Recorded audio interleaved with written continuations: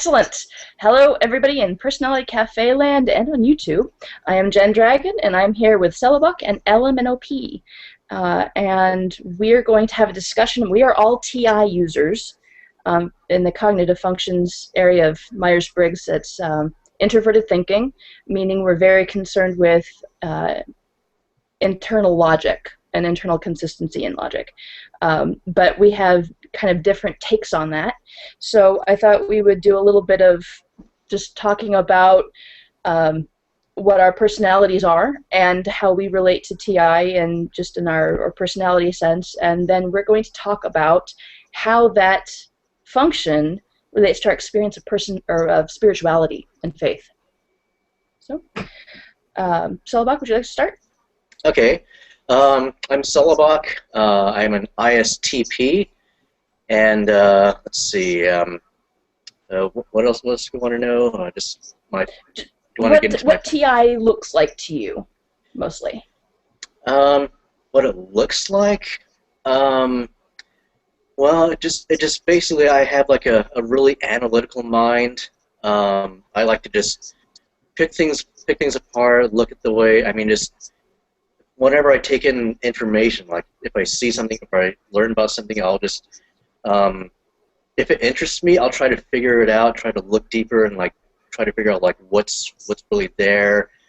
I don't know. I mean, the thing, it's hard to describe what TI really looks like, because it's an introverted function, so it's like it all takes place within my mind, and so. Right. What's your relationship to TI? I guess might be an easier way to put that, or especially in combination with your SE auxiliary. How does that influence or how they work together? I would say mostly just trying to understand the reality of what something, the reality of what something is. Like, for example, if I'm looking, so trying to figure out like where, if I'm at my house and I know like where it is, like geographically on the map. I mean, I can stand outside, and I can stand like right by the street, and like I can see as far as like my field of vision, and yet I still have a desire to know like where I'm like geographically located on the map, in relation to like the rest of the city, where that city is, and the relation to like the county, and like where it is like located like on the global map. And so I guess that's one example. I guess as far as maybe let's see. As far as maybe problem solving is another example. Like at my job, I'm a software build engineer, and my role entails a lot of just dealing with day-to-day debugging. Like if there's if there are problems in the code, I'm kind of like the first line of defense in figuring out like did a developer check in some code fix that caused these errors, or is it a problem with the build system itself? So like I'm just there faced with a problem, and I don't know, just when I first see like there are like 97 errors, I don't know off just by looking at the initial error list, I don't know like what the cause of the error is. I have to look at the log files, analyze the nature of each error, and then just kind of like pick it apart piece by piece and dig, just kind of narrow down into like the categories. So I think TI is like comes really handy for my problem solving there.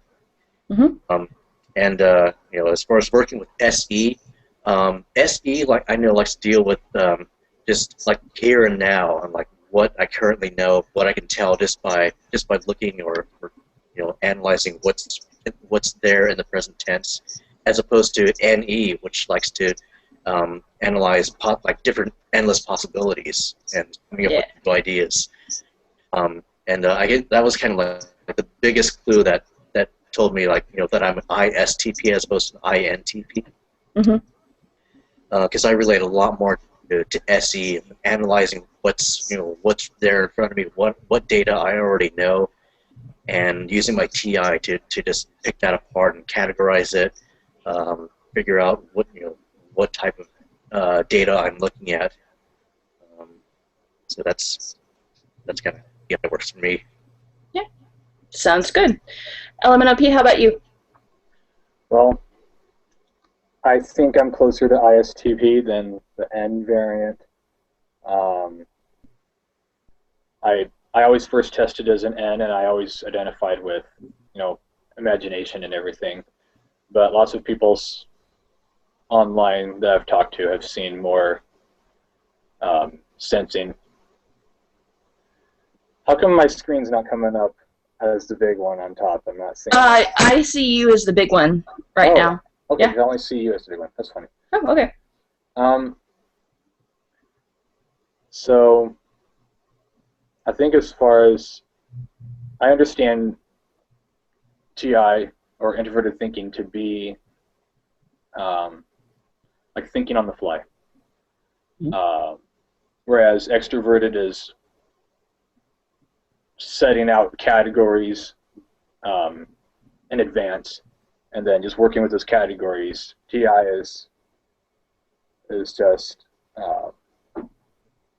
analyzing what's there right now and making probability analysis, I suppose. In conjunction with SI or SE. I think it's more like if you're walking and your sensing sees a curb right there, and you can just know where the curb is and how tall it is and how far away from you it is and everything, and then your thinking judges how high do you have to lift your foot and to not hit it and everything. I think it's just more they work together. It's hand-eye coordination. But it's the thinking that, and it's more like subconscious thinking too. Even though it's dominant, it works in the background. But it never turns on. Whoa! That was something. Did you hear that? That's weird. It's an echo. Yeah. Very suddenly, very strangely. Okay. It seems to have succeeded.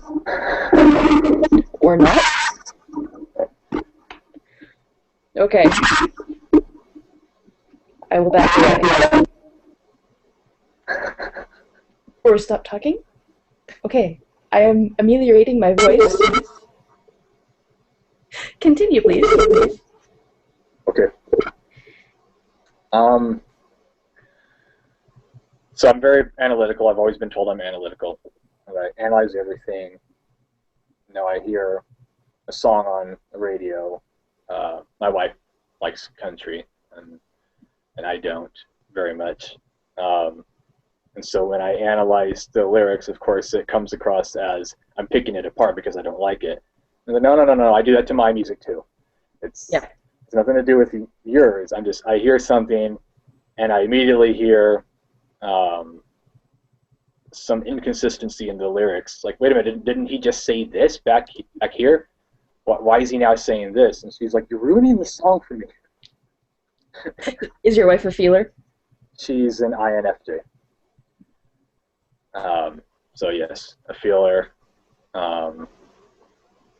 But also, most of the conversation from her is more like, I just spent $20 extra for this, and I got the kids some new clothes. Here, let me show you their clothes. And I'm like, okay, I'll look at it.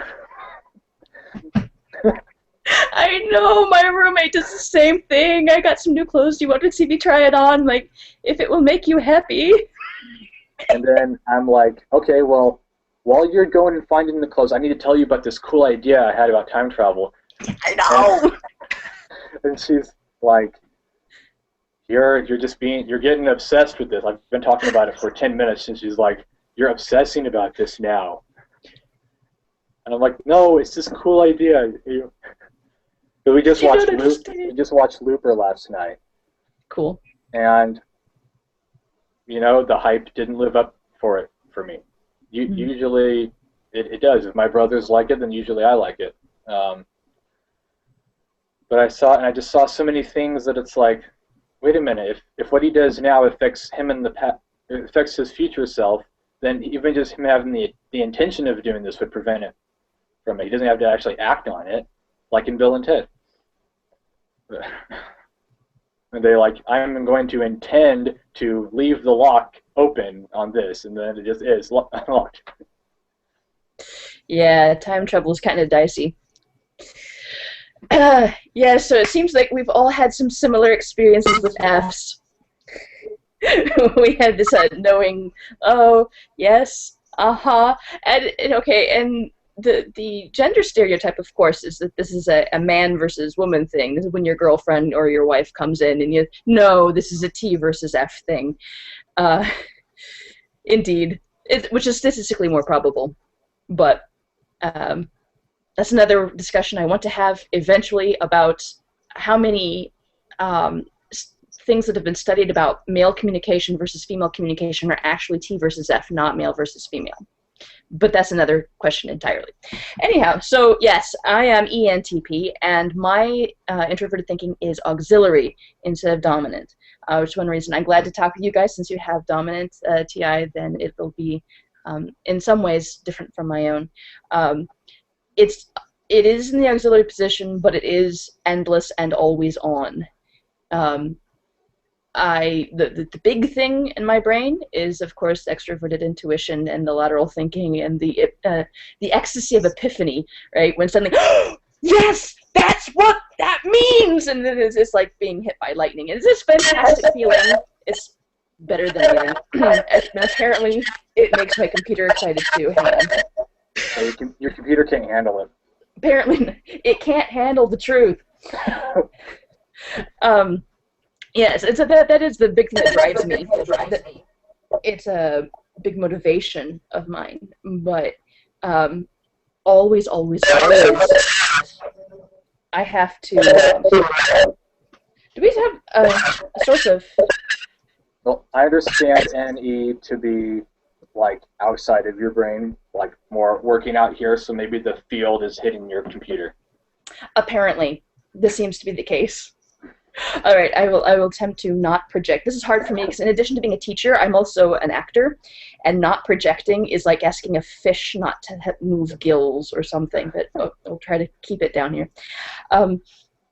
Yes, so there's this very big external input thing, but everything must be analyzed. There's no other way to live life. I can't not analyze the song. I can't not analyze people's meanings too. One thing that my intuition is a very uncontrollable thing. It does not want to be disciplined. You can't discipline intuition. It's going to find interesting what it decides to find interesting, and if you're not interested, you're kind of out of luck. So sometimes my intuition will say that was important, and it will find how the connections work together. Whether or not I was even thinking anything about it, my subconscious apparently decided that was interesting and therefore important information. But it's always to stick into the current web of reality. And actually, I find a lot of socionics to be problematic, but there's the explanation of what it's like to be an ENTP was the best I've ever heard. Is that the combination of NE and TI pushes with white-hot intensity the active rearranging of the Lego blocks of reality. Yes, that's exactly the way it goes.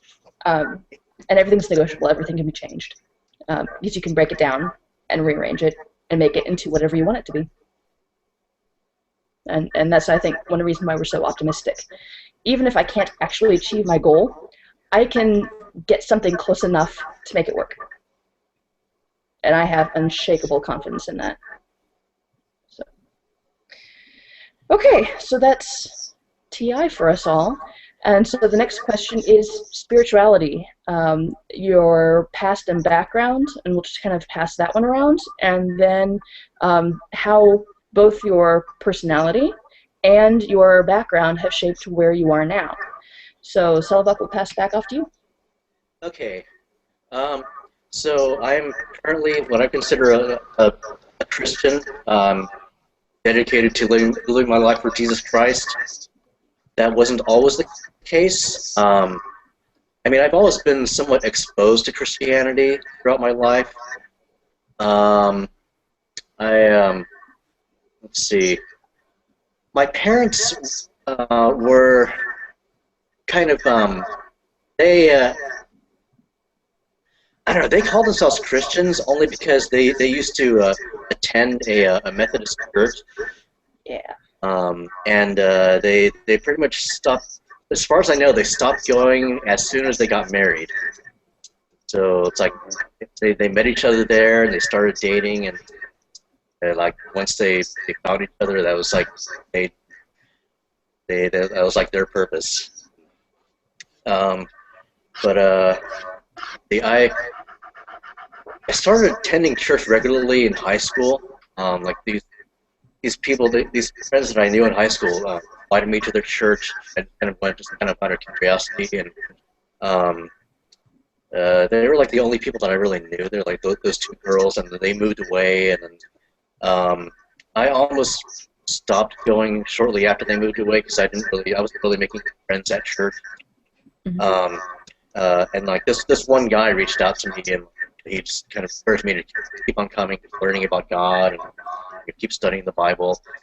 And so I was just kind of, it was like kind of like I was torn between that. That was like kind of like this little separate corner of my life, like going to church on Sunday mornings, and then like the whole rest of the week I was like, you know, it's like school and my other friends, everything else. That was kind of like just separate from church. So I didn't actually dedicate my life to Jesus Christ until like just before my senior year, and that was just from learning about what it means to be a Christian, about giving your life to Jesus Christ, and just what it means what salvation means, the whole thing about being saved through grace, and yeah, I just kind of felt like it was the right thing to do, and I kind of felt, I guess, the Holy Spirit just tugging at me and making me realize, you know, this is something that I feel God is going to do to dedicate the rest of my life to. Haven't written all this 23 years ago, and regretted it since.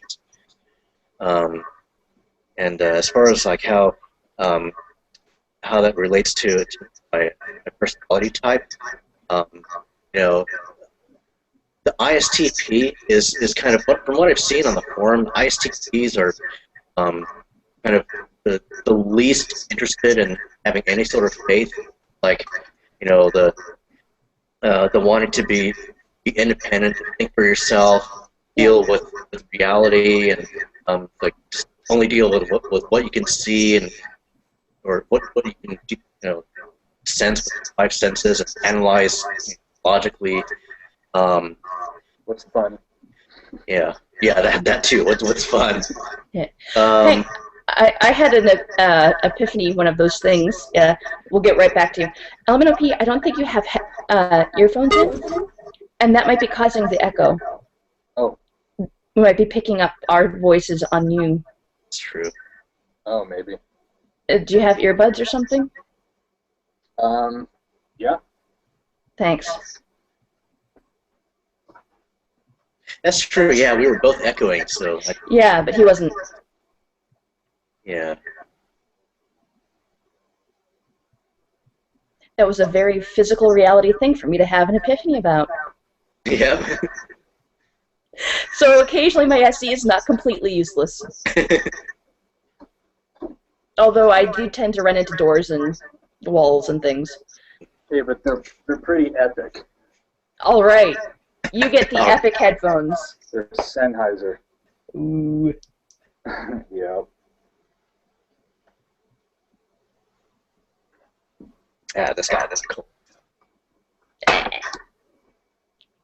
All right. There we go. Okay. Testing 1, 2, 3. Oh, yay! No echo. Huzzah. That was me. Oh. Well. Testing 1, 2, 3. No echo. Score. Okay, so going back to as what we were discussing, so how you think your finding faith is related to your personality, and so technically, canonically speaking, ISTPs tend not to feel that they need faith in their lives, theoretically and I guess statistically. What convinced you that you did? Well, I guess it was when I first decided to commit my life to Christ. There wasn't a whole lot that I had analyzed at that point. It wasn't like I want to gather. I guess a part of me wanted to gather as much information as I could. But then at one point, I just realized, I'm never going to learn everything that I could possibly learn, and so it's like, well, I guess I think this was kind of my tertiary NI coming into play, where Yeah. I kind of realized, I am eventually going to, I'm probably most likely going to eventually decide to become a Christian. I might as well do it now and then ask questions later. And so that's basically what I did. I just said, okay, I'll just, secure my salvation now, and then if it's wrong, then I can always back out of it. That's true. Can't argue with that logic. Yeah. So then I guess throughout college, that's kind of where I did most of my learning and growing. Joined a Christian fellowship group on campus, and it really helps a lot because knowing that I'm meeting all these different people from different types of Christian backgrounds, different churches. So I knew that the information I was getting wasn't like biased toward like one particular church or one particular denomination. Mm-hmm. And then I even checked out different Christian groups on campus, trying to find like where they were similar, where they were different, like just find out what the core Christian beliefs were and why people believe. And just kind of make a long story short, I just basically learned a lot about apologetics and why Christians believe what they believe, and how you can argue, like make logical arguments for your faith, evidence for the existence of God, evidence for the reliability of the Bible, historical accuracy, just little things like how you compare what is most likely to be true, and like evolution versus creation. What evidence do scientists have for evolution, and how much of it is just conjecture versus like actual scientific evidence or scientific proof, and just the idea that it is pretty much all theory, like based on a theory, and the idea that scientists have never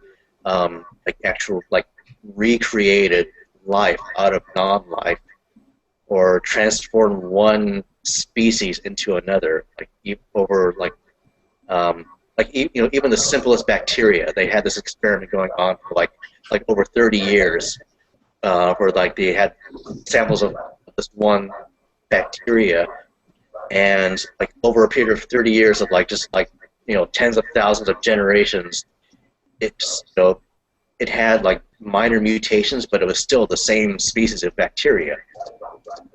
So just little things like that, just evidence for, do you believe in a supernatural creator versus did all of this come about by random chance? So I mean, there is nothing to actually prove the existence of God, but there's nothing to disprove it either. So it's like, given that, what are you going to believe? And we have this this piece of literature, the Bible, which claims to be the inspired Word of God, and how does that stand stand up to scrutiny. And there's been a lot of critics who will point out, the Bible has a lot of inconsistencies, or but every criticism of the Bible has an answer to it, and pretty much everything in the New Testament is backed up by the Old Testament. It's backed up by, or it hasn't been disproven by any kind of historical fact. No one's been able to produce the body of Jesus.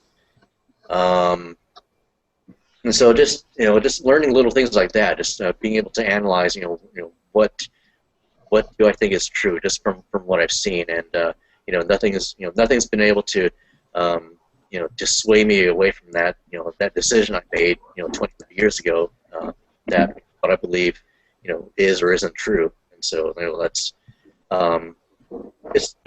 just being able to analyze things logically has only confirmed my own faith, and just using my SE to see to see God's creation and nature has also kind of reaffirmed that. I believe that God speaks to me through my NI. Whenever I get like this intuition that I can't explain, and that leads me to do something that I sense God wants me to do. That could possibly be my NI that God is using. I believe God uses whatever functions that that people have. Whenever God calls anybody to to do something, I now believe that that each of our personality types are like kind of like gifts from God, and that whatever functions are our preferred functions, those are the ones that God will use to use us to do different things. I have inferior FE, the extroverted feeling, which allows me to stay to stay grounded in being more people focused, serving other people, loving other people, as the Bible commands us to. And I think that's actually helped me to develop those lower functions, the NI and the FE, which a lot of younger ISTPs kind of disdain. Yeah. But for me, it's like it's actually my Christian faith has actually helped me to balance out those four functions. And so I can see myself using a lot of FE to reach out to others, to people within my own church and people outside of my church, and just the whole love your neighbor as yourself thing, and it just it's been a struggle just because it is an inferior function. I don't often know how to meet other people's needs. And a lot of times I would just prefer to be doing my own thing and spending time alone. And a lot of times whenever there is a church activity, especially with the singles group that I'm kind of a part of, I'll half the time I'll decline these invitations to like these group activities, or just if the activity doesn't appeal to me, then I'll just do my own thing, stay at home, watch TV. And I've actually come to terms with I don't always have to do everything that that this group does. I'm not sinning by doing it, by doing my own thing. It's it's just I have these activities are designed to bring people together, and I don't necessarily feel that I'm isolating myself by not doing everything that the group does, and so if I don't if I feel that that overusing my FE is going to drain me, then I'll just not use it that often. And that's authentic to your introversion too. Yeah. Yeah.